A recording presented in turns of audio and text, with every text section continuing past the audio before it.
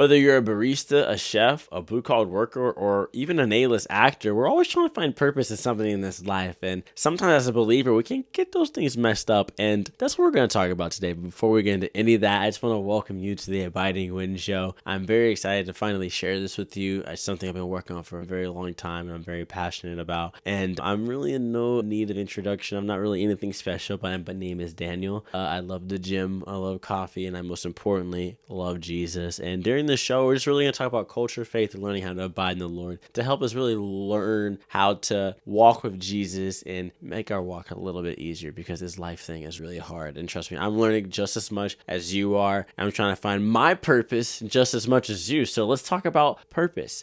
Purpose is something that we're always trying to figure out, whether we're 17 years old or whether we're 50 years old. We're always learning how to find our purpose in whatever we go after in our lives. And it can be really hard for us to understand that, regardless if we're in Christ or not. It's super cliche. You hear the story all the time, but it's still your story. It doesn't matter. Whether that we try to find purpose in the really materialistic things, or we find purpose in the really temporary things, whether that be drugs, whether that be lust, whether that be like greed, materialistic things, pornography, attention from other people, selfishness, covetousness. You can go down the list, fill in the blank for whatever it is for yourself, right? But we try to find purpose in so many things that's not Christ, and we just don't understand the hole that we're truly digging ourselves in, and sometimes until we're already there. And we can be really broken, we can be really messed up individuals, and we don't understand. We can feel very stuck, we can feel like we're not hearing the Lord's word, not word but voice, we're not hearing him well, and we can just be like, what's going on? And I know for me, especially me coming out of a season where I was like, I really felt like I just didn't hear the Lord. I felt like he wasn't speaking to me. I felt like he just wasn't there. And this is someone who is a devout follower of Christ. Dealing with something like that is so common, but us as believers, we're so embarrassed to talk about that, because I feel like we put pressure on ourselves to just put on a facade and just act like we're so perfect, especially to the non-believer. And that's something that I struggled with for so long, and especially in a season where you feel like the Lord is silent, even though he's right there. And being in that season where you feel like the Lord is silent,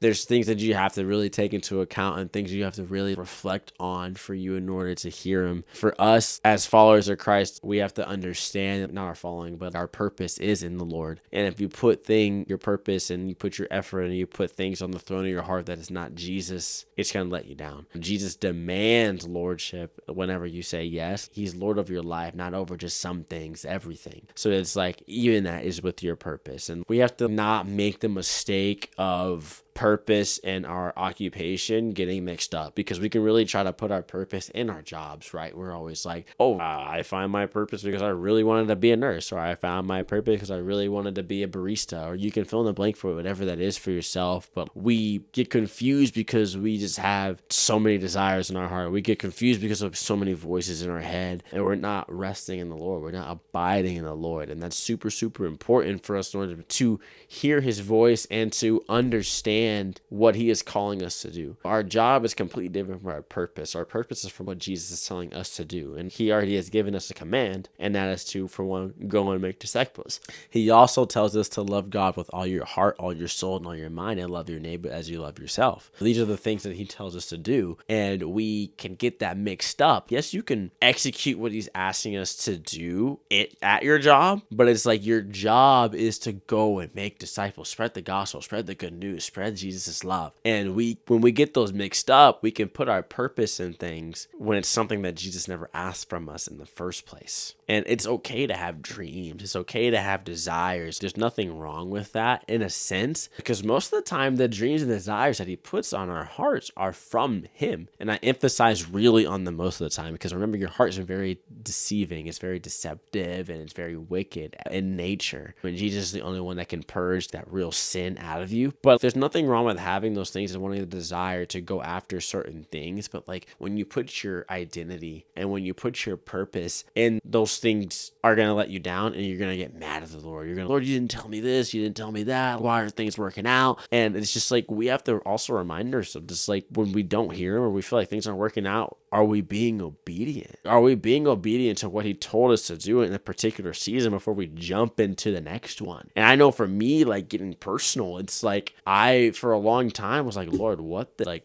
I was mad. What the heck? Why are you not speaking to me? And like, I'm doing all these things. You see me. And it was like in my heart, like intention for it was pure. Like I'm doing all the things for the Lord, but it was like, I'm not being obedient to what he told me to do in that season in the first place. And I'm wondering why I don't hear him. I'm wondering why I feel stagnant. I'm wondering why things aren't working the way I want them to go. It's because I wasn't obedient to the command that he gave me in that season. And I'm putting my identity in all these other things I'm going after, even if I'm like doing things for him. The biggest mistake that believers find themselves running into is like always on the go. Like I have to do all this, or like I'm on the serve team, right? I'm preaching the gospel, or like I like someone like me, like I'm making content, like I'm in children's ministry, like I'm doing all these things, Lord. Like why am I not being rewarded? And that's the big thing that like we run into. Can we be honest, guys? It's like we expect a transactional relationship, human relationship. We treat God as like a human relationship. And whenever you put yourself in a position of like thinking of him as your earthly father or thinking of him as your earthly friend, you're going to be really disappointed, because that's just not how he works. First and foremost, if he never did another thing for you, he didn't give you the wife, he didn't give you the husband, he didn't give you the house, the car, the job, or whatever it is fill in the blank for you. If he never did anything else for you, his death on the cross would be enough. John 19:30, him saying it is finished is enough. The fact that you have an opportunity to be in his presence for eternity is enough. And that's something that we have to really continuously work on. I'm talking to myself too. It's like there are days where I'm like, man, Lord, you could do nothing else and I'd be fine. But there are days I'm like, man, I really wish I had more. But when we get into that habit of thinking of it as transactional, Lord, look what I did for you. Where's my reward now? That's where we're dangerous. And that's where the lie of the enemy is, thinking that just because you do something, you should get something in return. That's an earthly way of thinking. Jesus, whenever he tells us to seek first the kingdom of heaven, and all the other things will be added on to him. That is like saying, Lord, I trust you with everything that I have, but my heart is after yours. And that's all that matters. And this is so easier said than done. Don't get that twisted. This is so easier said than done. But the more and more you seek after Christ, the more and more you become like him, and his desires become your desires. And whatever you do in this life, you can legit bring Jesus glory. Regardless if you're an MMA fighter, if you're an actor, if you're a barista, if you're a server, if you're a chef, fill in the blank, whatever you're doing right now, you can be the salt and the light that he's asking us to be. But you just have to rest in him, abide in him, in order for you to really understand that. And we have to remember, God is not the God of confusion. He is very clear when he speaks, but the reason that we're confused is because we're confusing ourselves. There's so many voices in our head. There's so many ideas. We're so ambitious, right? We're going after this. We're going after that. But we have to remember to be obedient in what he's telling us to do now before we step into another season, because why would he trust you with something else if you didn't trust him in the season before? We have to understand that obedience to his word is essential and necessary. It's necessary and it matters. So just like if you're in a season right now where you feel stuck, if you're in a season right now where you feel like you don't hear him, really ask him and pray. Even if you don't hear him, pray and read his word and ask him, Lord, have I been obedient? Have I been listening to you, or have I been leaning on my own understanding? That's where I had to run into, because like I was like, oh, I feel stuck. I feel like I'm in the same cycle of life. Like I'm doing all this and I'm falling again. I'm doing all this and I'm falling again. It's like, what is wrong with me? And it wasn't until the point where he revealed to me that it's like I just wasn't listening to him in the first place. I was leaning on my own understanding. It's really important that you don't do that, because that's the lie of the enemy, to get you to work and not rest. We're especially like in today's culture, we live in hustle culture. Like you got to go after the bread, you got to get your bag, right? You got to do all these things. But it's really essential to rest in him. As a believer, we need to rest in him. God's not the God of confusion. You're probably confusing yourself. That's like the biggest thing I've learned there'll be a peace like a river in your soul whenever you run to him and whenever you abide. There's so many things that you can do to abide in the Lord. It looks different for everybody else. Like some people, it's for me, like, I get out in nature. I'm a big outdoors person. You can ask anybody that knows me. I love the outdoors. I want to fish. I want to camp. I want to hike. I want to do all that stuff. Like nature is just so peaceful to me because one, that is God's creation also. Like he has created the heavens and the earth and all of this stuff, like seeing sunsets and sunrises, God's little paintbrush, hearing the birds chirp, smelling the cedar, like it's just like that's me abiding in the Lord, and I'm able to just focus on like him, and then I could really just rest in him, pray, and just hear his voice clear. But the clearest way like you can hear his voice is just by reading his word. Please read the word for yourself. Read the word and be still. Allow the word to transform your heart. Allow Jesus to start doing things through you and not have that mindset, Lord, I'm doing so many things for you. That's not essentially wrong, but it's like your heart has to be in the right place for those things. And if your heart's not in the right place, you're not going to really be able to really walk within the purpose that he's calling into your life. Like your heart posture really matters. And you just have to really ask yourself, Jesus, how do I rest in you? How do I abide in you? How do I hear your voice more clearly? And it starts by just prayer and reading. That's super cliche, but it's really essential. If you don't read, a lot of the things that he tells you will not be retained. It just won't. You can hear all the podcasts, you can hear all the sermons, you can do all these things, right? But you can go to all the conferences, read all these books. But if you're not abiding in the Lord, if you're not resting in the Lord, if you're not reading his word, his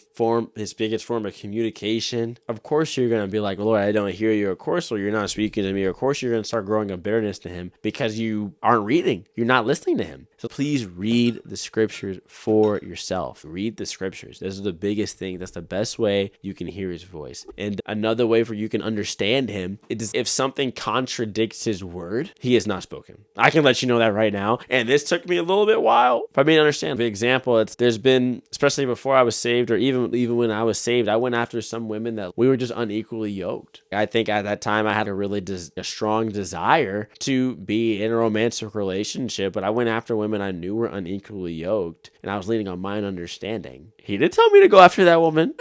And he wondered why. And I wonder why I got hurt and stuff like that. And I'm like, why did she hurt me? Why did she do X, Y? This and that. No, that was my own doing because I leaned on my own understanding and I went after something that contradicted his word. That's just an example for me. And I'm pretty sure there's something that you can think of as, did I go after something that contradicted his word? Because if it contradicts his word, he has not spoken. I can let you know that right now. I can promise you that. And you can bring him glory whatever that you do. Just, you have to run to him and abide in him before anything that you do, before you can find your purpose in life. You know what I mean?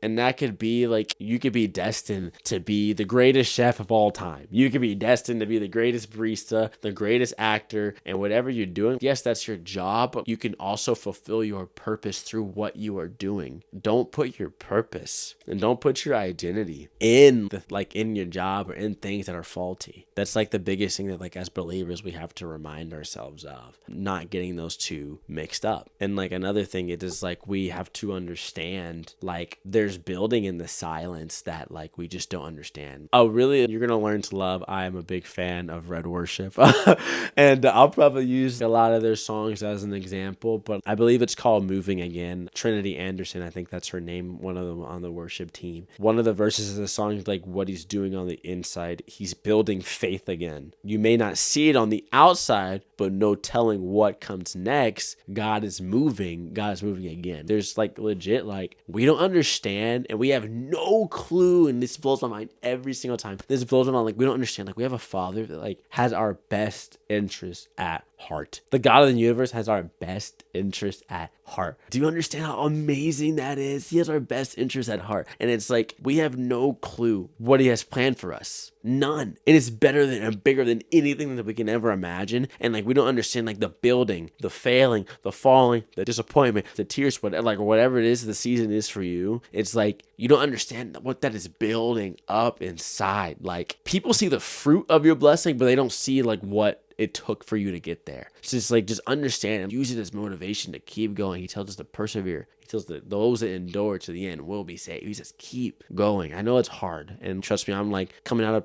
probably the hardest season of my life. There are times where I wanted to throw in the towel. times where I wanted to give up, and times where I had nothing but tears. But it wasn't until like I understood that like my purpose was in Jesus alone, and like he was building something on the inside that like I just didn't understand. He is on the throne of my heart, not my job, not money, not a relationship, not even the idea of something, not even a dream, nothing that like, and that's something I have to work on every single day. But it's like he is on the throne of my heart, and if we don't understand that as quickly as possible, we're gonna continue to let ourselves down over and over and over and over again. And a big thing for us to remember is like the closer and closer you get to Jesus, probably the harder and harder things are gonna get, because the devil doesn't like that. He understands our purpose more than we do. A big quote that helps me all the time: the higher you get, the harder it gets. The closer and closer to Jesus you get, the harder it gets, because he's going to be sending waves of attacks at you, waves of temptation, waves of trials. And Jesus said that stuff's going to come. But do not let that discourage you. Do not let that urge you to throw in the towel. No, keep going. Keep going. And understand that Jesus has something so much bigger than you. And you can find your purpose through him and him alone. And that's just so exciting. Don't let any attack from enemy discourage you. For it's like we serve a God that has conquered all, and we have nothing to fear because all of it is already finished. Faith's not an easy thing, and sometimes it's uncomfortable. Peter had to step out into the water in order for him to understand that he can actually walk on water. And I could use so many examples from the Bible, but it's like faith's not easy. But knowing that we serve a God that has everything figured out is everything in the world. So keep going. We're in it together. Thank you so much for listening to today's episode. If you like what you heard, please don't forget to leave a show rating. If you're watching me on YouTube, please don't forget to like and subscribe. It pushes the content out to more people like you and I. I'll be back here every Wednesday and Friday. I'll see you guys in the wind.